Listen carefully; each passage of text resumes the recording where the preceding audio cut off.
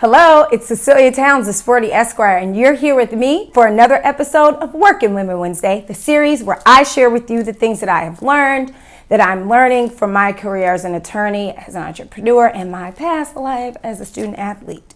So we actually got asked about professionalism, and just wanting one of our followers was wondering if we could share some tips about professionalism. And I said, of course, because I noticed that a lot of people maybe think they're carrying themselves as professionals and they're not. And so today's discussion is really just about the basics of professionalism. Make sure you're getting off to on the right foot. And I'm going to pull from my good friend Charlene Castellanos, who has developed the ABCs of personal branding. I'm going to flip it a little bit, and we're going to talk about the ABCs of professionalism. It's really easy. A is for appearance, B is for behavior, and C is for communication. So you shouldn't ever forget these things. And in times where, maybe something you're thinking about wearing, maybe something you're thinking about doing or saying, you can revert back to the ABCs and check yourself before you wreck yourself.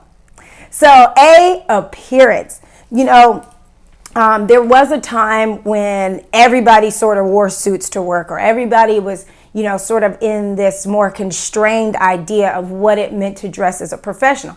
That is no longer the case. You have the Facebooks, you have the just more relaxed areas in the workplace. And so that means that the rules are a little different, but that doesn't mean that there aren't any rules anymore. There are still rules to how you should carry yourself, how you should appear in order to be considered a professional. And one of those rules is that you need to be neat and clean always. I don't care where you work. I don't care if you are, working in fast food industry. I don't care if, you are a teacher. I don't care. You should be neat and clean always. When you're not neat and clean, it's a distraction. It signals to people that maybe you don't want to be here. Maybe you didn't take time. And if you didn't take time to be here, you're not really that professional. So don't distract people with things like wrinkles or stains. Don't sell yourself short. Just take the iron out, throw something in the machine, wear something else if it's not ready, if it's not clean. The other side of that is fit. You want to make sure that your clothes are fitting you. Clothes should not be too baggy, just like they shouldn't be too tight. These, again, are distractions. Coming into work with tops that are too tight, or bottoms that are too tight, or tops that are too baggy and ill-fitting is, again, a distraction from what you want people to be focused on, which is your mind, your talents. I know there's often these sort of social media battles about whether what some woman had on was too tight. You don't want it, whether or not people agree on whether something is too tight or not, is not really the issue. The issue is that it doesn't fit right to some people, so it's causing a stir, so it's distracting from why you're there. So don't distract. Just wear things that are properly fitted to you. And that means sometimes going up a size, or sometimes it means going down a size, but that's okay. The size is not what's important or what should be important to you. It's the fit of whatever you're putting on your body. And then the third part to appearance is making sure it's appropriate for the occasion or appropriate for, just the place that you're in. If you're an attorney, you can't really be dressing like the people at Facebook. If you're an attorney at a law firm, that's going to require the suits, the more conservative dress. And you can't go into, a courtroom and in a t-shirt and say, well, Mark Zuckerberg does it and he's still a professional. No, it's a different environment. So you have to accept that the environment that you're in might call for something different than someone else's environment. And also the occasion is related to that. So, if there's a black tie event, you can't show up in Chucks and tennis shoes.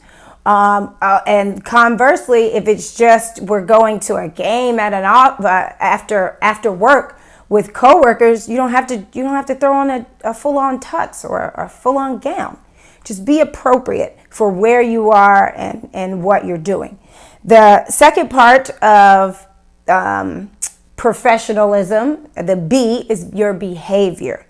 How you act is a major part of whether or not you're considered a professional. Be prompt. And when I say prompt, I mean be on time, and not just be on time for work, but deadlines, meeting your deadlines in a prompt manner. And promptness doesn't just signal being on time, but it means being ready. So if you're supposed to be at work at 8, that doesn't mean you're in there at 8, but really don't talk to me until 9:30, 9:40.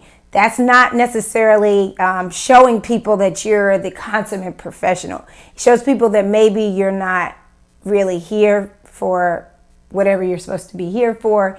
It shows people maybe you're not really prepared. So, if you work in an industry where you can, sort of finagle your start times, maybe start a little later if you're not an early morning person. But don't say you're present at work and not be ready to work. The other part of your behavior is just maintaining politeness. Say your hellos, say your excuse me's, and I guess it's closely related to communication, but just the way you're generally carrying yourself, how you're behaving at work. Are you being civil? Maintain your civility at work, especially and even when other people are not necessarily doing the same. And that's also that relates to, I guess, again, the occasion that you find yourself in at work. Sometimes you might want to, completely lose it, throw your papers in the air, flip over desks, but don't do it. That is the antithesis of being a professional. And one of the things I always ask myself when I decide if I'm going to do something or not do something at work is, would my mama approve? And if the answer is no, then I can't do it. If I would embarrass my mother by doing something at work, then I shouldn't do it. Now, if you have a mama that's a little more turned, go back a generation. Would your grandmama approve? Or your dad, someone who is an important figure in your life, who's maybe a little bit more on the conservative side. Ask yourself if that person, if doing something would embarrass that person. And if it embarrasses them, just don't do it. Figure out another way to get your point across. And that brings us to the third part of professionalism, which is the communication. One of my biggest pet peeves, one of the lots of other people's pet peeve, is the fact that people don't proofread. Proofread. You shouldn't be misspelling people's names. When you type up emails, words should just generally not be misspelled, but definitely don't misspell somebody's name. You know why? Because it's so easy to find out how to properly spell someone's name. So look it up.